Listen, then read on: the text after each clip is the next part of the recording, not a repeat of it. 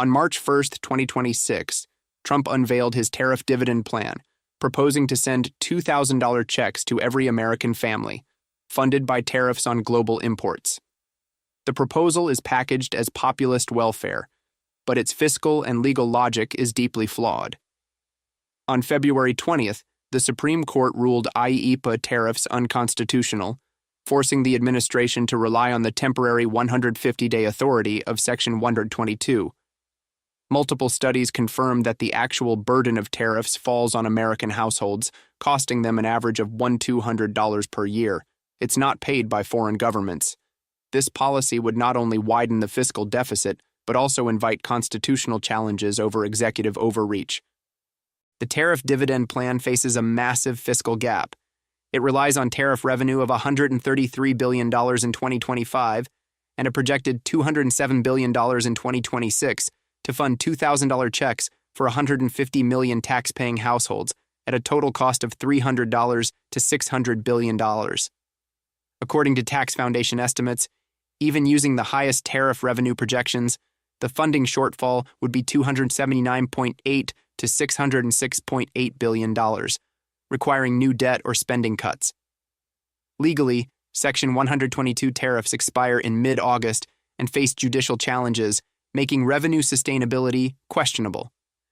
On distribution, tariffs have already cost the average household roughly $1,198, meaning the checks are essentially tax now, refund later, with lower-income families bearing a heavier burden. Goldman Sachs and Yale estimates show tariffs will continue to increase consumer costs. The plan masks three structural contradictions that underscore its unsustainability. First, fiscal illusion clashes with debt sustainability.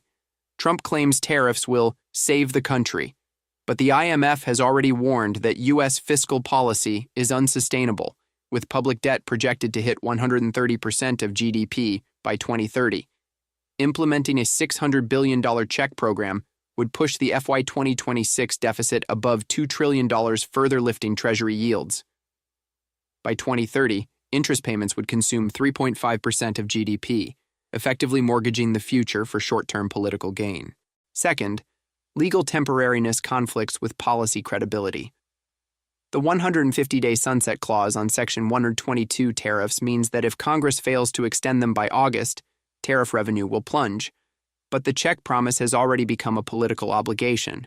This mismatch of temporary revenue plus permanent spending will leave the administration in a bind this fall. Either extend tariffs unconstitutionally and face judicial review, or widen the deficit and royal bond markets.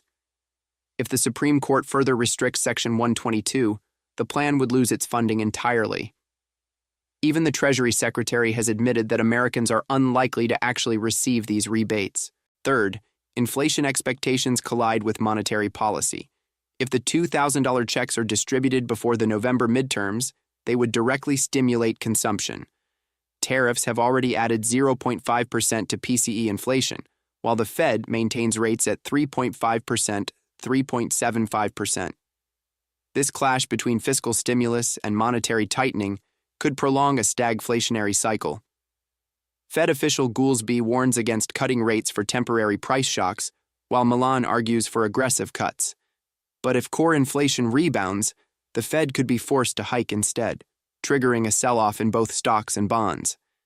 The tariff dividend proposal marks a shift in U.S. fiscal policy from function-driven to politics-driven, prioritizing election cycles over economic efficiency. The uncertainty of tariff revenue versus the rigidity of entitlement spending and the clash between judicial constraints and executive expansion turn this into a pressure cooker testing America's fiscal constitutional order. Even if the checks go out, the price will be higher long-term rates, a weaker dollar, and fractured political consensus. Investors should reposition to navigate these risks, avoid long-dated treasuries, shorten fixed income duration to 2 to 3 years, and prioritize tips to hedge inflation. Increase allocations to gold and Bitcoin to 10 to 15% combined, and be selective with dollar cash holdings. Watch for short-term opportunities in consumer sectors.